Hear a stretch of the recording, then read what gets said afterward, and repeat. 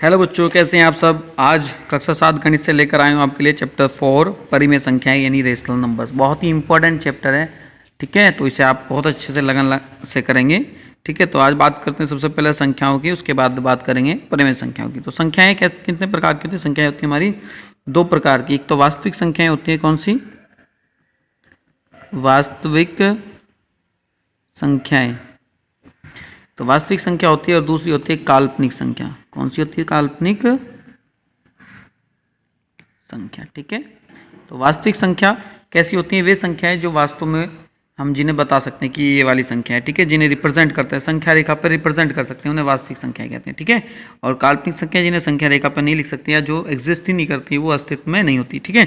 चलिए, तो वास्तविक संख्याओं में अगर हम बढ़ते हैं तो वास्तविक संख्याएं फिर से हमारे दो प्रकार की होंगी। तो पहली कौन सी होगी?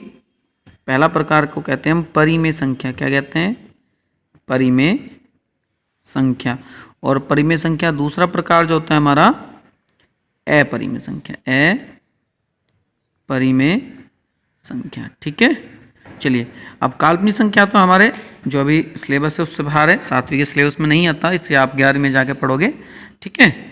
लेकिन अभी हमें क्या पढ़ना है? वास्तविक संख्याओं के अंदर परिमेय संख्या और अपरिमेय संख्या। तो अपरिमेय संख्या आप 10वीं से पढ़ोगे और 9वीं से पढ़ोगे, ठीक है। तो अभी हम बात किस पे करेंगे? केवल परिमेय संख्या को पढ़ेंगे, ठीक है। तो परिमेय संख्याएं कौन सी होती हैं? वे संख्याएं जिन्हें हम लिख सकते हैं P/Q के फॉर्म में लिख सकते हैं, और अपरिमेय जिन्हें P/Q के फॉर्म में नहीं लिख सकते, ठीक है।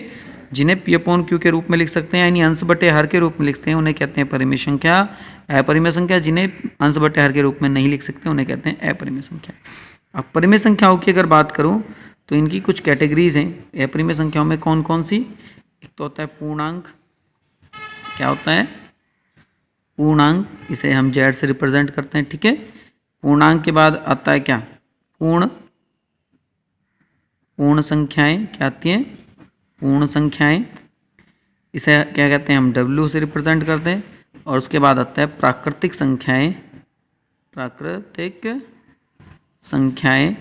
तो हमने प्राकृतिक संख्याएं पढ़ चुके हैं। कौन सी होती है प्राकृतिक संख्याएं?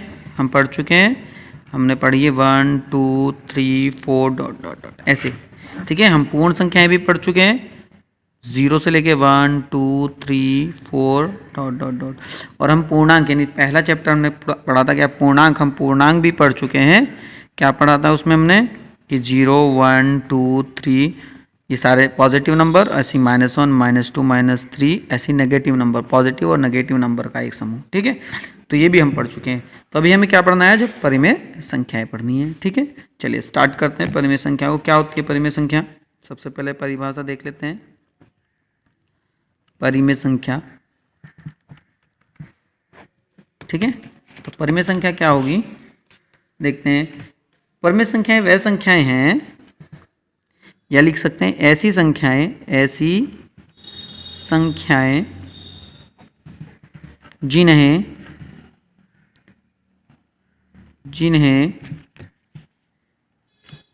P/Q के रूप में लिख सकते हैं, ठीक है। जहां Q नॉट इक्वल टू 0, ठीक है। P/Q के रूप में लिखते हैं जहां Q नॉट इक्वल टू 0 और P और Q दोनों क्या हो? पूर्णांक हो, ठीक है। ये हमारी क्या होगी? परिमेय संख्याओं की परिभाषा। तो ये Q है, छोटा बना लेते हैं, Q नॉट इक्वल टू 0। उसमें ऐसी संख्याएं जिन्हें P/Q के रूप में लिख सकते हैं और Q का मान 0 नहीं होना चाहिए, जबकि P/Q दोनों पूर्णांक हो, उन्हें परिमेय संख्याएं कहते हैं। जैसे -4/11, तो 4 भी पूर्णांक है, माइनस का 11 भी पूर्णांक है। -2/3, -4/1, 0/6, 3/7, ये सब क्या है? परिमेय संख्या है, ठीक है। इस तरीके से हम बता सकते हैं, ठीक है। अब परिमेय संख्याओं के बारे में कुछ जो तथ्य हैं वो हम जान लेते हैं। सबसे पहला नोट है, पहला पॉइंट है हमारा कि 0 एक परिमेय संख्या है। क्या है? 0 एक परिमेय संख्या है। ठीक है, सबसे पहला पॉइंट। ठीक है, क्योंकि इसे हम क्यों क्या लिख सकते हैं, इसे हम 0/1 लिख सकते हैं या 0/2 लिख सकते हैं इस तरीके से। तो 0 भी एक परिमेय संख्या है। दूसरा पॉइंट क्या है यहाँ पे हमारा, प्रत्येक प्राकृत संख्या जो परिमेय संख्या है, प्रत्येक प्राकृत यानी प्राकृतिक संख्या परिमेय संख्या। ठीक है, परिमेय संख्या है, यानी 1 2 3 4 इस तरीके सब परिमेय संख्याएं हैं। अगला पॉइंट क्या है हमारा, प्रत्येक पूर्णांक भी परिमेय संख्या है। प्रत्येक पूर्णांक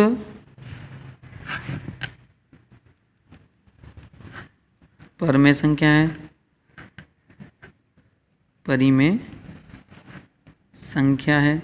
ठीक है, तो एक छोटे छोटे पॉइंट है। अब परिमेय संख्या कितने प्रकार की होती हैं, 2 प्रकार की। एक धनात्मक परिमेय संख्या यानी धन परिमेय संख्या, एक ऋणात्मक परिमेय संख्या है। ठीक है, तो धनात्मक और ऋणात्मक परिमेय संख्याएं देखते हैं कैसे होगी।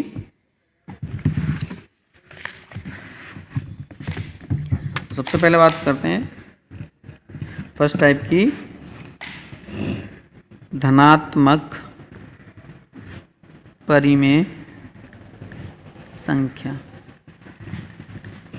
तो ऐसी परिमेय संख्या जिसके अंश और हर दोनों या तो धनात्मक हो या दोनों ऋणात्मक हो, उन्हें धनात्मक परिमेय संख्या कहते हैं। एक ऐसी परिमेय संख्या, ठीक है, एक ऐसी परिमेय संख्या जिसके अंश और हर दोनों धनात्मक हों, धनात्मक परिमेय संख्या कहते हैं। धनात्मक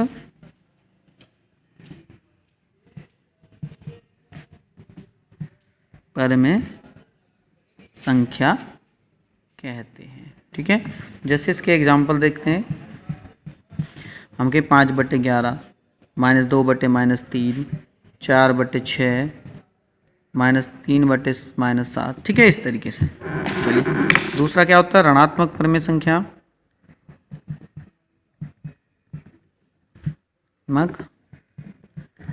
परिमेय संख्या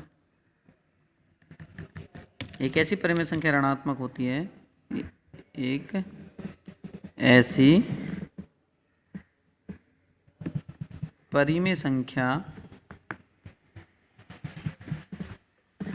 ठीक है, ऋणात्मक होती है। क्या होती है, ऋणात्मक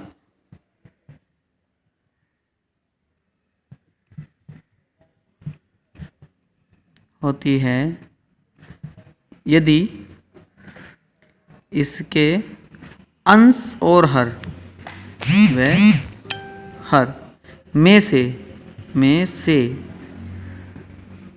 एक धनात्मक और दूसरा ऋणात्मक हो।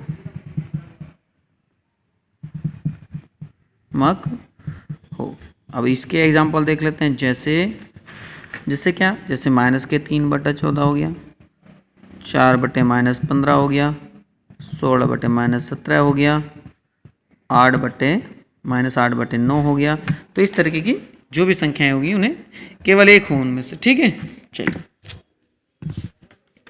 आगे बढ़ते हैं।